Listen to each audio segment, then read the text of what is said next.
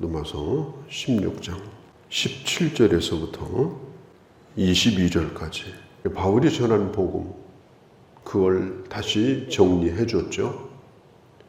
로마 교회가 다시 들어야 될 복음, 복음과 삶, 신앙과 생활, 이것을 정리해서 기록해 준 것이 바로 이 로마서입니다.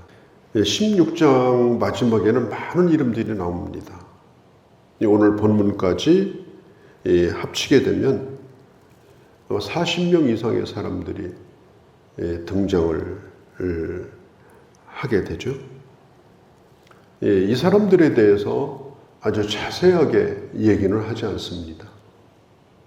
짧은 편지 안에 한 사람 한 사람에 대한 그 기록을 다 한다면은 얼마나 많겠습니까? 바울이 사랑하는 믿음의 아들이었던 동역자인 디모데에 대해서도 나의 동역자 디모데, 이렇게 짧게 한마디 할 정도니까 이 많은 사람들에 대해서 많은 얘기를 그냥 접고 그것은 마음에다 두고, 그리고 지금 이름만 불러가지고 이 서신에 지금 그 이름을 기록을 하고 있는 것입니다. 자, 우리가 인생을 살면서 많은 사람을 만나죠. 그런데 만나는 그 만남이라는 건 참 중요한데요. 그러나 대부분의 사람들은 그 이름을 잃어버립니다. 나이가 먹어서 잃어버리기도 하고, 또 특별한 관계가 아니라서 잃어버리기도 하고. 그러나 바울에게는 잃어버릴 수 없는 그런 이름들이 이렇게 많이 있었습니다. 그리고 그들의 이름을 전부 기억을 하고 있습니다. 우리가 서로에게 참 좋은 영향력을 주고, 또 우리가 하나님의 일이라고 하는 공통분모를 가지고 서로 참 아름답게 진실하게 동역하는 그런 동역자들이 되어서 우리가 결코 잊을 수 없는 그런 아름다운 이름으로, 그리고 천국에 가서 꼭 만나고 싶은 그런 하나님의 사람들로 기억되어지는 그런 주님의 자녀로 꼭 살아갈 수 있기를 바랍니다. 참 바울은 아주 뛰어난 그런 사역자죠. 그렇지만 바울 혼자 일할 수 없었습니다. 이렇게 많은 사람들이 바울을 도와줬어요. 그러니까 축구를 한다든지, 또 이 병원에서 특별히 수술하는 수술실에서 아주 중요한 게 뭐냐면 이 보조해주는 사람입니다. 우리가 어시스트라고 그래요. 병원에서도 수술방에서 도와주는 사람을 이 어시스트 이렇게 부릅니다. 그게 뭐냐면 수술을 할 때 메스도 전해주고, 가위도 전해주고, 바늘도 전해주고, 또 수시로 약물도 공급해주고, 그 다음에 수술 끝나면 마무리까지 전부 다 그렇게 해서 이 청소도 해주고, 그런 어시스트가 없다면 수술은 안 됩니다. 아무리 수술을 하는 의사가 뛰어나다 할지라도 수술을 할 수가 없어요. 그런데 어느 의사가 수술을 잘하더라 이렇게 얘기하지, 그 어시스트 얘기는 나오지 않죠. 그러나 적어도 그 수술을 집도한 의사는 그를 도왔던 사람들을 기억을 할 겁니다. 우리가 예수를 믿으면서 유명해져 가지고 많은 사람들에게 이름이 남는 그런 자로 우리가 살 수가 있겠습니까? 그렇지만 내가 섬겼던 교회 목회자에게 참 저분이 아니었으면 나는 목회를 할 수가 없었을 것이다. 참 고맙고 감사하다. 그 정도만 기억되어도 그것은 참 귀한 겁니다. 소중한 거예요. 그러니까 축구를 할 때도요, 아무리 이 볼을 잘 넣는 이 선수랄지라도, 메시라든가 호나우도 같은 선수랄지라도 그에게 볼을 주는 선수가 없다면은 어디 볼을 발에다 붙이고 다닐 겁니까? 볼을 넣을 수가 없어요. 애써가지고 볼을 넣으라고 공급해주는 선수가 있기 때문에 그런 선수가 될 수 있는 것이고, 그 골을 넣은 것은 그 사람 개인의 영광이 아니라 그 팀을 결국은 살리게 되더라. 오늘 내가 도와주는 그런 일들이 결국은 어느 한 개인이 아니라 또 목회자 개인도 아닙니다. 결국은 하나님의 교회와 하나님을 위하여 우리가 그런 섬김을 하게 되는 것이죠. 그래서 이것을 인간적으로 생각하면 안 돼요. 이걸 더 깊이 생각하고 넓이 생각해 보면 오늘 내가 하고 있는 이런 작은 일들이 참 소중하다라고 하는 걸 발견할 수가 있는 것입니다. 저는 이제 저도 한 교회 목회자죠. 목회자는 한 교회를 섬기는 목사로서 또 만족을 하는 거죠. 제가 유명한 사람이 되어서 대한민국의 이름을 알리고 또 그런 건 아니지 않습니까? 그러나 한 지역에 있는 목회자로서 또 성실히 목회를 함으로 한국교회에 기여를 하고 또 하나님 나라에 기여를 하는 자로서 또 그것으로서 만족하는 거죠. 우리 성도들은 목회자를 잘 도움으로 선지자의 상급에 동참하고 또 목회자도 하나님이 주신 사명을 잘 감당하여 자기 받을 상을 받고 따지고 보면 그 상급은 결국은 똑같은 것이다. 동일한 것이다. 라고 하는 걸 우리가 알 수가 있습니다. 자, 노마교회는 생긴 지가 정말 얼마 안 되는 교회입니다. 50년이 채 안 됐어요. 길게 잡아도. 그런데 벌써 노마교회 안에 잘못된 교사들이 들어왔어요. 오늘 17절에 보면 너희가 배운 교훈대로 가르치지 아니하고 이상하게 가르쳐가지고 교회 안에서 분쟁을 일으키고 거스리고 이런 사람들이 벌써 교회 안에 일어나게 된 것입니다. 바울이 얘기합니다. 첫 번째, 그들을 잘 살펴라. 이게 살피는 게 참 중요합니다. 이상하다. 뭐가 냄새가 난다. 수상하다. 저 하는 얘기가 저건 어디서 먹은 물이냐. 이상하다. 이게 잘 살펴야 됩니다. 그걸 잘 살피지 못하면 잘못하게 되면은 나중에는 그게 뿌리를 번져가지고 교회를 다 망쳐버리는 수가 있어요. 그래서 사람들을 의심하고 감시하고 이제 그런 개념은 아니에요. 그러나 적어도 앞장서서 다른 사람을 가르친다든지 또 영향을 끼치는 사람들이 건전하게 가르치지 않으면 그 교회가 큰 어려움을 겪어요.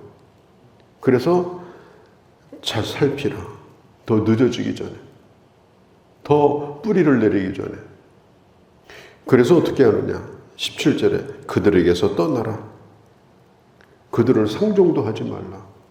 이단교리라든지 건전치 못한 이런 사이비 교리, 이런 이상한 생각을 가진 이런 잘못된 사람들에게 빠지게 되면 나도 모르는 사이에 그런 사람이 되는 거예요. 그래서 그 사람의 정신세계가, 신앙세계가 병이 드는 겁니다. 나중에는 내 스스로가 병들어 버려요. 속수무책이 돼버려요. 살피고 떠나라. 그런 자를 가까이 하지 말라. 요한일서 2장 10절 11절에도 얘기하지 않습니까? 누구든지 이 교훈을 가지고 나가지 아니하고 다른 걸 가지고 나오거든 그 집에 들어가지도 말라. 인사도 하지 말라. 인사하는 자도 그 일에 참여하는 자가 된다. 그러니까 얼마나 단호하게 지금 바울이 노마 교회에게 얘기를 하고 있지 않습니까? 이게 중요한 거예요. 그들의 특징이 뭐냐면은 아주 이 혀를 잘 눌러요. 혀를. 그러니까 몇 번만 만나면 벌써 오염이 되어져요. 오늘 성경에도 보면은 그들이 잘 쓰는 게 뭐예요? 아주 이 아첨하는 말, 미혹하는 말, 사람들을 홀리는 말, 이런 말을 가지고요. 순진한 자들의 마음을 미혹합니다. 18절에. 교활한 말과 아첨하는 말로 순진한 자들의 마음을 미혹합니다. 그들의 목적이 뭐예요? 그들은 18절 앞에 주님을 섬기는 자들이 아니에요. 그들은 주님을 섬기는 자들이 아니고 자기 배를 채우려고 하는 사람들이에요.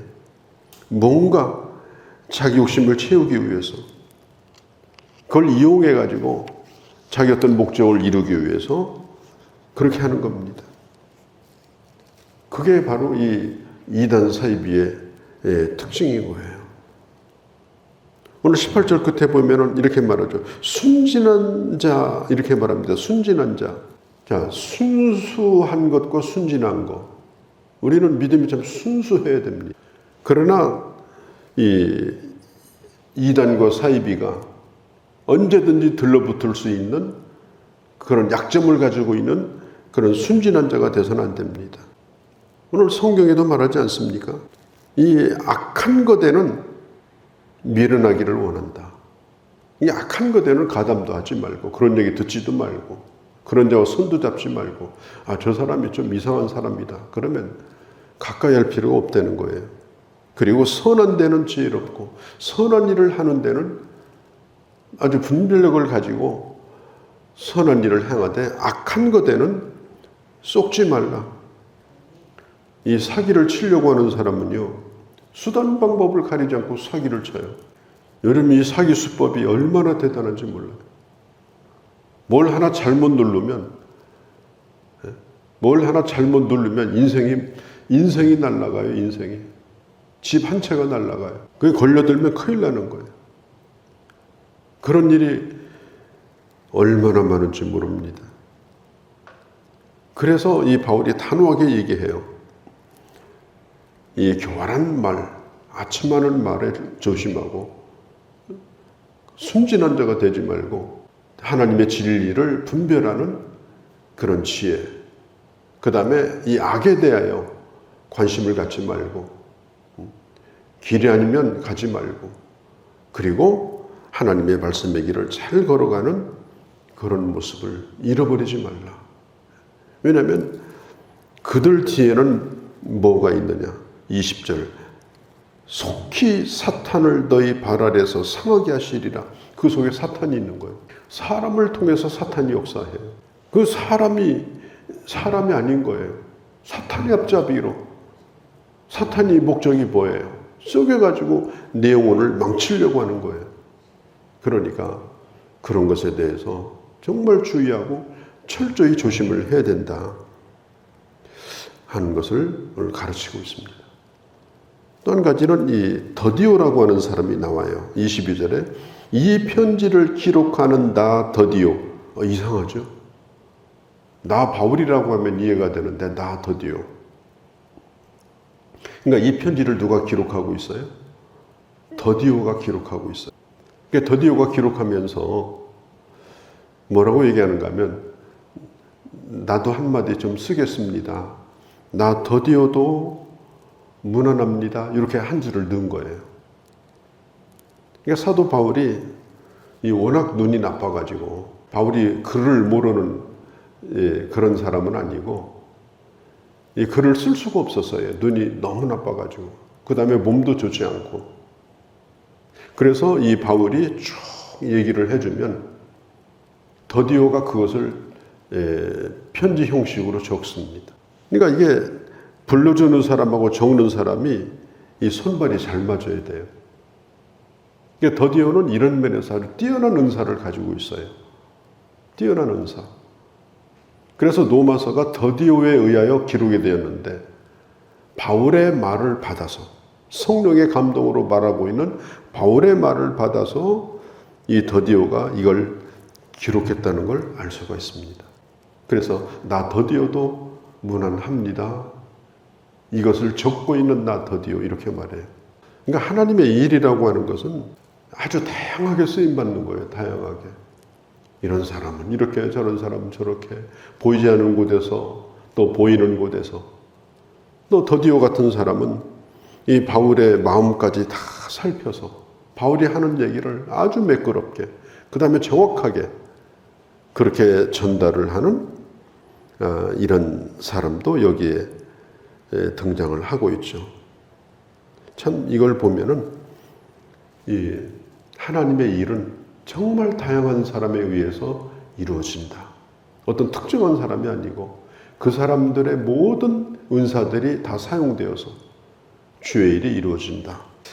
또 한 가지는 이 가이오입니다. 가이오.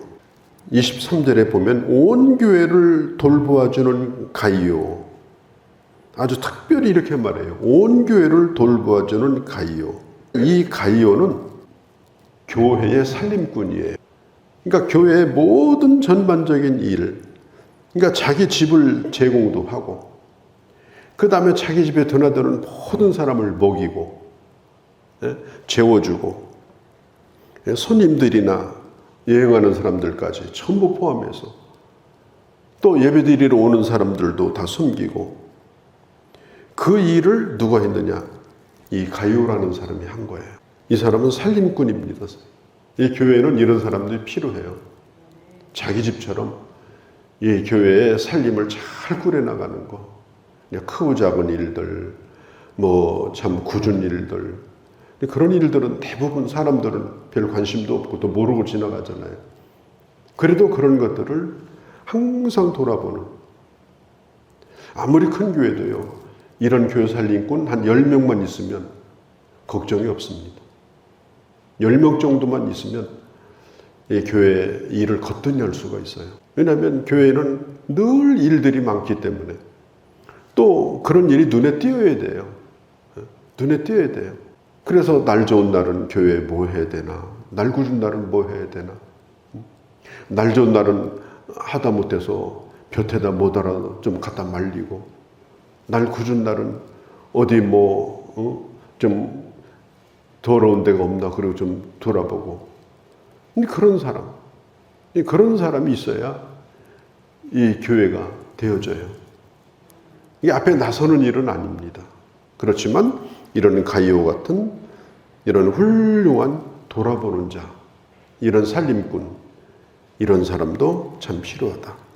우리는 우리의 집, 이게 가이오 집인데요. 그 교회가 가이오 집에 있었어요. 우리의 집이나 우리의 삶이 교회와 연관이 되어져서 그렇게 쓰여지기를 늘 꿈꾸고 또 그런 헌신자가 되는 것 참 얼마나 보기가 좋습니까? 그 다음에 마지막으로 이 편지를 마무리하면서 바울이 무난하라는 말을 계속해서 말합니다. 21절, 22절, 또 23절에 총 얘기합니다. 그 다음에 마지막으로 27절에 마지막 지혜로운 하나님 예수 그리스도로 말미암아 영광이 세세무궁토록 있을지어다. 그렇게 인사를 하죠.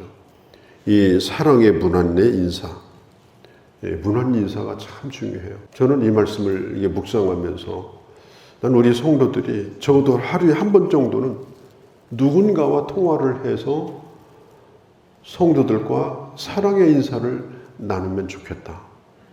그런 생각을 해봅니다. 특별히 받은 은혜, 아무개 집사님, 아무개 성도님, 오늘 도마서를 끝냈는데 참 이런 은혜를 받고 참 좋았어요. 한번 찾아보세요. 그런 말씀이 있고, 또 어려울 때 신앙생활 잘 하시라고, 또 기도 제목 없느냐고, 정말 누구에게인가 단 한 사람에게라도 매일매일마다 서로 이 사랑의 교제가 왕성하게 이루어진다면 아마 이렇게 어려운 시대에도 성도들이 외롭지 않고 또 그 신앙이 어려움을 겪지 않고 잘 지나가지 않겠는가. 좀 오늘부터 좀 일을 하셨으면 좋을 것 같아요. 의무감으로라도 나는 오늘 누구한가 좀 통화를 하자. 만날 일은 아니니까. 또 같이 밥 먹을 일도 아니잖아요. 또 몇 시간 걸릴 일도 아니에요.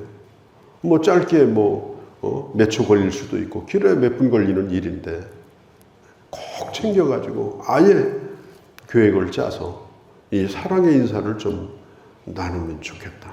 오늘 성경도 말하잖아요. 누구에게도 무난하고 누구에게도 무난하고 디모데가 내 무난 해달라 그렇게 바울에게 부탁한 건 아니에요. 그렇지만 그렇게 챙겨서 해줌으로 인해서 이 흩어진 교회들이 얼굴도 못 보던 교인들이 이렇게 하나로 네트워크를 이루어서 어려운 시대에 그 신앙을 지킬 수가 있었던 것입니다. 그렇기 때문에 이게 참 필요합니다. 여러분 오늘도 꼭 누구에겐가 이런 전화 몇 통을 좀 해보세요. 그냥 지나가지 말고 이렇게 어려운 시기에 아무 일도 하지 않고 그냥 지나간다면은 이거 하나님 앞에 부끄러운 일이에요. 신방은 못한다 할지라도 꼭 전화드려서 잘 지내고 계신지 안부 인사도 묻고 또 서로 격려도 해주고 그렇게 하게 되면 그 사람에게 내가 또 격려도 받지 않겠습니까? 그렇게 해서 서로 은혜를 주고받음으로 이 어려움을 잘 극복할 수 있도록. 그냥 자꾸 이렇게 마음이 닫혀져 가지고 이렇게 하게 되면 그냥 벽에 갇혀서야 아무것도 하지 않고 이 시간을 지나가는 거예요. 꼭 챙겨보시기 바랍니다. 문안의 인사를 드리시기를 바랍니다. 하나님 아버지 예수 그리스도께서 정말 세세토록 함께 하시기를 우리가 축복을 빌고 그의 이게 주신 은혜를 나누는 그런 하루가 꼭 되어주시기를 바랍니다. 거룩하신 우리 아버지 오늘도 이 하나님이 우리에게 주신 성경 66권 가운데 다이아몬드와 같은 그리고 가장 빛나는 이 하나님의 말씀을 오늘 이렇게 마무리를 합니다. 아버지, 하나님 나라에 기록될 뿐 아니라 교회와 성도들의 가슴 속에 잊을 수 없는 하나님의 사람으로 기억되어지는 오늘 그런 섬김이 되게 하시고 그런 사역이 되게 하시고 주님을 향한 사랑을 나누는 하나님의 귀한 자녀들로 주님 저희들을 사용하여 주시옵소서. 오늘 이 하루도 주께 의탁합니다. 우리 주 예수님의 이름으로 기도하옵나이다. 아멘.